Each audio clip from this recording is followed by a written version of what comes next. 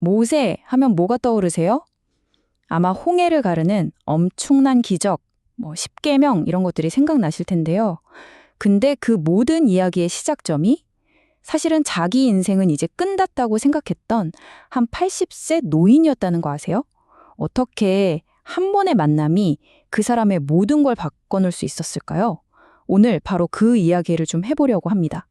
자, 이게 바로 모세의 인생 요약본인데요. 한번 보세요. 처음 40년은 이집트의 왕자, 최고였죠. 근데 그 다음 40년은 도망자 신세가 되고요. 마지막 40년은 광야에서 양이나 치는 목동이 됩니다. 누가 봐도 이건 완전히 내리막길을 걷는 인생이잖아요. 정말 이게 모세 인생의 전부였을까요? 그러니까 바로 이 지점에서 우리가 진짜 궁금해해야 하는 게 이거예요. 대체 무엇이 아무 희망도 없어 보이던 이 80세 노인의 삶을 바꿔놓았을까? 사막 한 구석에서 조용히 잊혀가던 사람이 어떻게 역사상 가장 중요한 인물 중 한 명이 될 수 있었을까요? 자, 그럼 모든 걸 바꿔놓은 바로 그 결정적인 순간으로 한번 들어가 볼까요? 이 만남은요, 무슨 하늘이 열리고 거창한 목소리가 들리고 그런 게 아니었어요. 그냥 산 중턱에서 본 아주 이상한 광경, 거기서부터 시작됐습니다. 한번 상상해 보세요. 모세가 양을 치다가 적을 본 거예요. 아니, 웬 떨기나무에 불이 붙었는데 나무가 타서 없어지질 않는 거예요. 활활 타오르면서 빛을 내긴 하는데 재가 되지는 않는 거죠. 정말 기이한 이 광경이 매일 똑같은 그의 일상에 브레이크를 건 겁니다. 그러니까 겉으로 보기엔 그냥 사막에 있는 흔한 떨기나무에 불이 붙은 거였어요.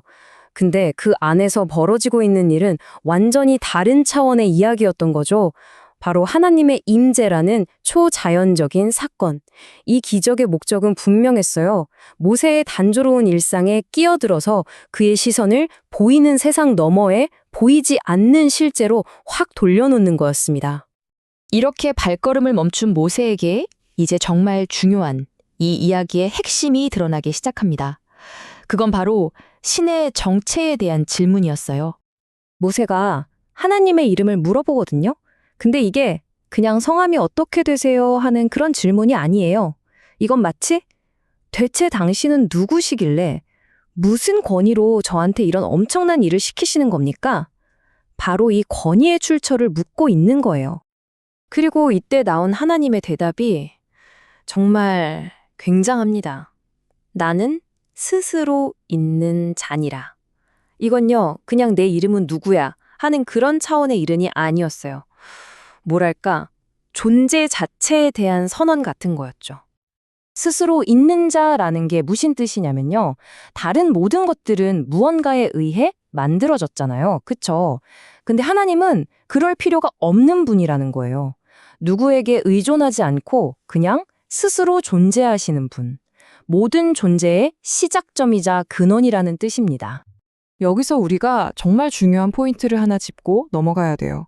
보통 우리는 신을 이해하려고 할 때 우리가 가진 경험이나 지식으로 신을 상상하잖아요. 이게 바로 아래에서 위로의 방식이죠. 근데 이 사건은 그걸 완전히 뒤집어 버려요. 아니, 너희가 나를 정의하지 마. 내가 누구인지 내가 알려줄게. 이게 바로 위에서 아래로 내려오는 계시인 거죠. 자, 이렇게 어마어마한 존재가 내가 누구다라고 밝히니까 이제 시선이 자연스럽게 어디로 가겠어요? 바로 자기 자신한테로 돌아오는 거예요. 아니, 그럼 저런 분 앞에서 나는 대체 누구지? 하는 질문이 나올 수밖에 없는 거죠. 모세의 이 질문, 내가 누구이기에 여기에는요, 자신감 없음, 무력감, 그런 감정들이 다 담겨 있어요. 생각해보세요. 40년 동안 광야에서 양만 치던 80살 노인이잖아요. 스스로를 완전히 아무것도 아닌 사람, 이 엄청난 일에는 전혀 어울리지 않는 사람이라고 생각하고 있었던 거예요. 올해도 사실 마찬가지 아닌가요? 나는 누구인가? 물으면 보통 뭘로 대답하죠? 내가 가진 기억, 내 주변 사람들, 내가 가진 것들, 내가 이룬 것들, 이런 걸로 나를 설명하잖아요. 근데 이런 것들은 사실 되게 불안정해요. 언제든 없어질 수 있는 것들이죠. 모세는 이 모든 걸 다 잃어본 사람이잖아요. 왕자였을 때 모든 게 다 사라졌으니까요. 근데 여기서 하나님의 대답이 정말 예상을 완전히 벗어납니다. 보통 이럴 때 아니야, 넌 할 수 있어, 넌 특별한 사람이야 이렇게 격려해 줄 것 같잖아요. 근데 하나님은 그렇게 말씀 안 하세요. 대신에 정체성을 생각하는 판 자체를 바꿔버리십니다. 이 한마디, 내가 너와 함께 있겠다. 여기에 모든 답이 들어있는 거예요. 핵심은 모세 네가 누구냐가 아니었던 거죠. 누가 너와 함께 하느냐, 이게 더 중요하다는 거예요. 모세의 자격과 능력은 모세 자신에게서 나오는 게 아니라 그와 함께 하는 존재로부터 나온다는 것. 와, 정말 대단하지 않나요? 자, 이렇게 새로운 정체성을 얻은 모세에게 이제 새로운 목표가 주어지죠. 바로 약속의 땅으로 가는 건데요. 근데 우리가 이 약속의 땅에 대해서도 좀 오해하고 있는 게 있어요. 아마 젖과 꿀이 흐르는 뜰 하면 다들 머릿속에 그리는 이미지가 있을 거예요. 그쵸? 막 땅은 기름지고 과일은 주렁주렁 열리고 가만히 있어도 먹을 게 넘쳐나는 그런 파라다이스 같은 곳 말이에요. 근데요, 이게 진짜 반전입니다. 실제로 가나안 땅이 어땠는지 지리적으로 살펴보면요. 사실 대부분이 꽤 척박하고 건조한 땅이었어요. 그럼 대체 젖과 꿀이 흐른다는 건 무슨 뜻이었을까요? 여기에 약속에 진짜 깊은 뜻이 있는 거예요. 젖과 꿀이 흐르는 땅이라는 건 그 땅이 알아서 다 해줄 거야 라는 뜻이 아니었던 거죠. 오히려 그 반대였어요. 그 땅에서 살려면 너희는 전적으로 나를 의지해야만 할 거야 라는 뜻이었던 겁니다. 하나님이 비를 내려주셔야만 풍요를 누릴 수 있는 땅.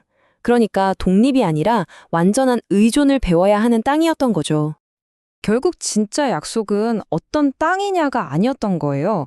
어떤 관계 속에서 사느냐가 핵심이었던 거죠. 진정한 풍요는요, 땅에서 나는 게 아니라 그 모든 것을 주시는 분과의 관계, 바로 거기서부터 시작된다는 겁니다. 자, 오늘 모세의 이야기를 따라와 봤는데요. 마지막으로 이 질문을 우리 자신에게 한번 던져보면 어떨까요? 우리는 지금 나만의 젖과 꿀이 흐르는 땅을 어디서 찾고 있나요? 내가 가진 것들, 내 능력에서 풍요를 찾고 있나요? 아니면 내가 신뢰하는 그분과의 관계 속에서 진짜 풍요를 발견하고 있나요?